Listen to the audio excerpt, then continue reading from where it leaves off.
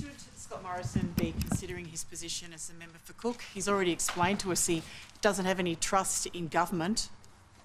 Well, Mr Morrison, note his speech where he said he didn't have trust in government. It's not surprising, given that he knew the nature of the government that he ran and the others who sat around that cabinet table and allowed these circumstances to occur. So Mr Morrison has also said that he doesn't partake in day-to-day political activity. It's a very strange comment for a member of the House of Representatives to make, and I think the people of Cook deserves to be represented by someone who is interested in our parliamentary democracy and in day-to-day politics.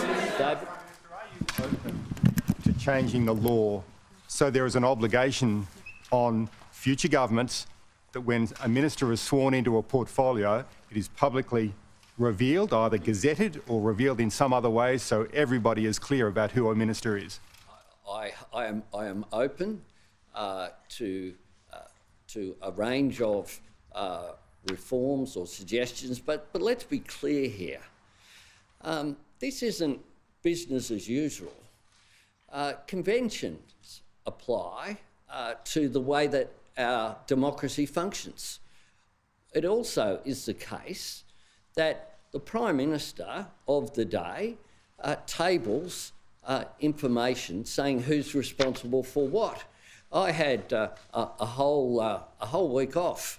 I made it clear and put out a statement that Richard Marles would be acting as Prime Minister last week. It's important that people know who's in charge at any particular time. Can you explain, were these appointments recorded anywhere, and who recorded them and where? And just following up on Colleen's question, what kind of reforms or suggestions are you considering? This is early days. The report on the weekend for the book, and there's a range of questions about who knew what and when. Not to me, the authors of the book who put out the first revelations can answer for themselves on that. But before then, I certainly was not aware of these circumstances. I read about them on Saturday and frankly was surprised that it wasn't front page of every newspaper on Sunday because I found those revelations quite extraordinary.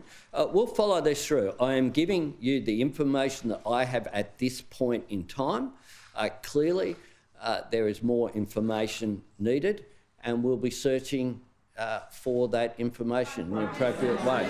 Kieran?